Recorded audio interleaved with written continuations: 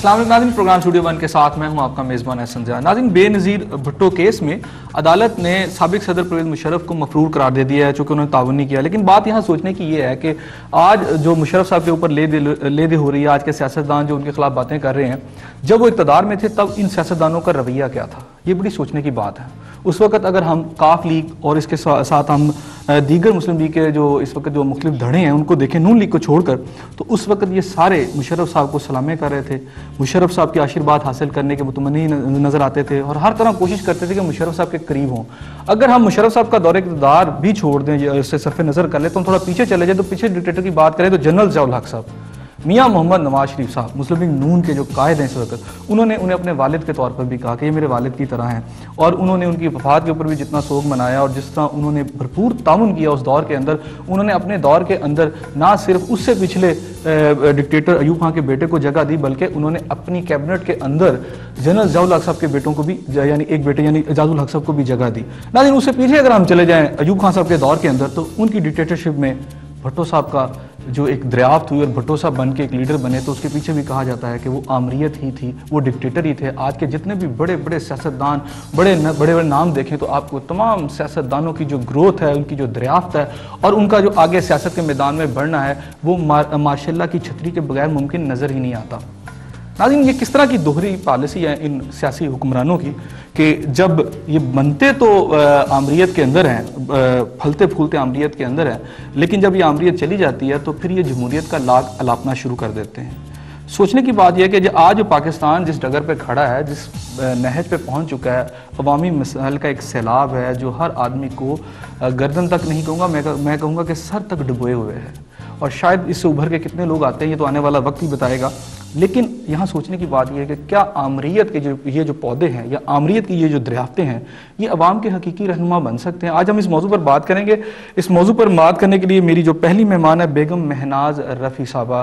مسلم league کیو سے ان کا تعلق ہے، سینئر رہنما ہے، بہت سارے انہوں نے آمریت کے دور دیکھے ہیں، یہ میرا خیال ہے بہت اچھے طریقے سے ہم اس بارے میں آگاہ کریں گے۔ میرے دوسرے مہمان اشرف خان سونا صاحب، پاکستان پیپلز پارٹی سے ان کا تعلق ہے، صوبائی وزیر ہیں پنجاب کے، اور اس کے علاوہ جو انہوں نے سیاست کے بہت سارے مدوجزر دیکھے ہیں، پیپلز پارٹی کے لیے ان کی بہت زیادہ خدمات ہیں۔ میری تیسرے مہمان مریم ممڈوٹ صاحبہ، ان کا تعلق جو ہے اس خاندان سے ہے جس نے پاکستان کی تشکیل میں ایک اہم کردار ادا کیا، سر شاہ نواز ممڈوٹ ان کے خاندان کے سربراہ، اور اس وقت یہ مرکزی جنرل سیکرٹری بھی رہی ہیں مسلم لیگ کیو کی مشرف دور کے اندر، آج یہ نون لیگ میں ہیں۔ ہم ان سے بھی جانیں گے کہ کبھی آپ جو ہیں مشرف صاحب کے ساتھ تھیں اور آج آپ جمہوریت کے ساتھ ہیں، تو آپ اصل میں ہیں کس کے ساتھ؟ جی بیگم صاحبہ، آپ نے موضوع سن لیا۔ میں یہ جاننا چاہتا ہوں کہ آج ہمارے سیاستدان جس آمریت کے بارے میں باتیں کرتے ہیں، وہیں سے یہ نمو پاتے ہیں، وہیں سے یہ گرو ہوتے ہیں، وہیں سے یہ بڑے آدمی بنتے ہیں،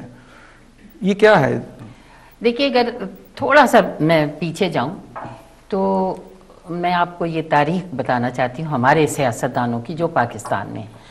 کہ قائد اعظم نے جب ایک موومنٹ چلائی تحریک پاکستان کی، اور ان جیسا جیت قسم کا لیڈر ہمیں ملا جس کی وجہ سے آج پاکستان بنا، ان کے ساتھ جو لوگ تھے، وہ لوگ جو تھے اور ان کی جو سوچ تھی، وہ قائد اعظم اور ان رفقا کے بعد ایک طرح سے ختم ہو گئی۔ اور جو وہ لوگ تھے جو یونینسٹ پارٹی میں تھے اور انگریزوں کے پٹھو تھے سب کے سب، اور انگریزوں نے انہیں جاگیریں عطا کی ہوئی تھیں، وہ جب ان لوگوں نے دیکھا کہ اب پاکستان ضرور بن جائے گا، تو وہ ایک دم سے یونینسٹ پارٹی کو ختم کر کے اور مسلم لیگ میں شامل ہو گئے۔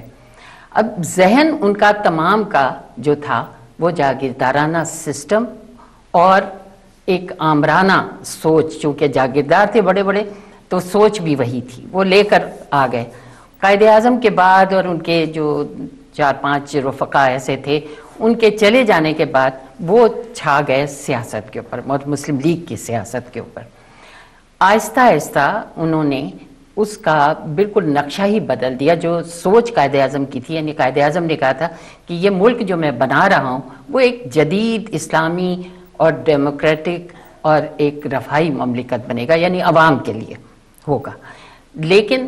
ہو اس کے بالکل برعکس کیا۔ اور آپ یہ دیکھیے کہ ہم ایوب خان کو پہلا عامر کہتے ہیں، آیا کیسے وہ عامر؟ اس سے پہلے جو آپ کے بیوروکریٹس تھے، یعنی غلام محمد اور اس طرح کے ان کے اور ساتھی وہ آ گئے، اور وہ سکندر اپنے وہ آ گئے. وہ ایوب خان کو جبکہ وہ چیف آف اسٹاف تھے ان کو وزیر دفاع بنا دیا انہوں نے، اور وہ مطلب اس اسمبلی کا حصہ بن گئے جو مطلب ایک طرح سے کہی جائے کہ جمہوریت کا سمبل تھی. اب وہ جب وہاں آ گئے اور انہوں نے دیکھا کہ یہ کس قسم کے لوگ ہیں، ان کو تو بڑی آسانی سے قابو کیا جا سکتا ہے، تو سکندر ریاست کے ساتھ مل کر انہوں نے ماشاءاللہ لگا دیا ایوب خان نے، اور پھر وہ 10 سال تک حکمرانی کرتے رہے. میرے کہنے کا مقصد یہ ہے کہ جہاں آپ پودا لگاتے ہیں، جس زمین میں پودا لگاتے ہیں، اس زمین کی جو خصلت ہے یا فطرت ہے وہ اس پودے میں تو ڈیفینیٹلی آئے گی. اور اسی طرح آپ کے جتنے ادوار آئے، آمریت جس کو ہم کہتے ہیں یا مطلب فوجی، ہر دور میں انہوں نے خود اپنے کچھ لوگ دریافت بقول آپ کے دریافت کر لیے، اور جس میں بھٹو صاحب تھے، جس میں نواز شریف صاحب تھے، یہ تمام دریافت ہمارے آمریوں کے ہیں. یہ آپ تسلیم کرتی ہیں نا؟ بالکل تسلیم کرتی ہوں. تو جب وہ اس راستے سے آئے، ابھی آپ نے بات کی کہ اگر پودا جس طرح کی زمین ہے اس کے جو خسائل ہیں اس پودے میں بھی آتے ہیں، اگر آمریت کا پودا ہے تو اس میں خسائل آئیں گے، تو اس کا مطلب ہے آج پاکستان کی جتنی بڑی لیڈرشپ ہے آمریت کے وہ خسائل تو پھر موجود ہیں. جی ہاں، میں بالکل اسی کی وجہ، میرے کہنے کی تو بات ہی نہیں. یہ بات آپ دیکھ رہے ہیں، میں صرف ایک جملہ کمپلیٹ کر لوں کہ آپ یہ دیکھیے کہ آج جو عوام کا حشر ہے اور جو ہمارے اقتدار میں ان میں چاہے چودھری شامل ہوں، کوئی بھی ہوں، جنہوں نے وقت گزارا ہے، میں سمجھتی ہوں کہ ہمیں اتنا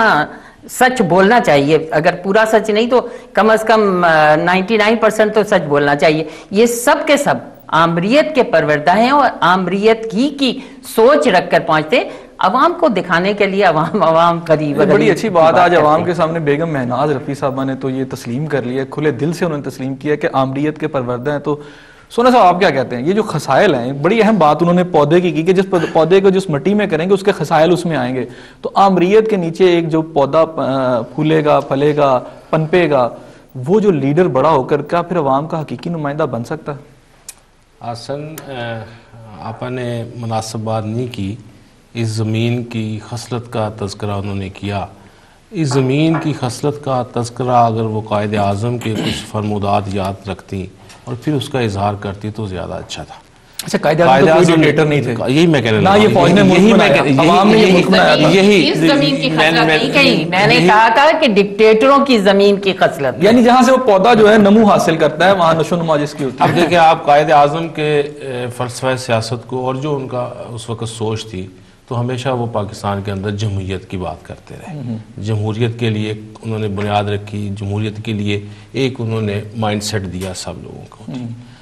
اب جب آپ تذکرہ کرتے ہیں اس ملک کے اندر 3 بڑے ڈکٹیٹروں کی آمد کا، اور جب اس میں پھر آپ شہید ذوالفقار علی بھٹو کا تذکرہ بھی ایک ہی پیرائے میں کرتے ہیں، تو میں سمجھتا ہوں کہ شاید بہت سے لوگ لا علم ہے اس بات سے. میں تاریخ کی حقائق ایوب خان کے دور میں آپ ایک سیکنڈ مجھے دیں مجھے. میں وہ جو تاریخی حقائق ہیں ان سے انکار نہیں کر رہا کہ ذوالفقار علی بھٹو کس طرح سے حکومت میں آئے اور ایوب خان کے دور میں آئے، لیکن یہ اس سے بڑی حقیقت ہے کہ فوجی ڈکٹیٹر کو نہ مانتے ہوئے، فوجی ڈکٹیٹرشپ کے خلاف لڑتے ہوئے، اسٹیبلشمنٹ کی حکمرانی کو تسلیم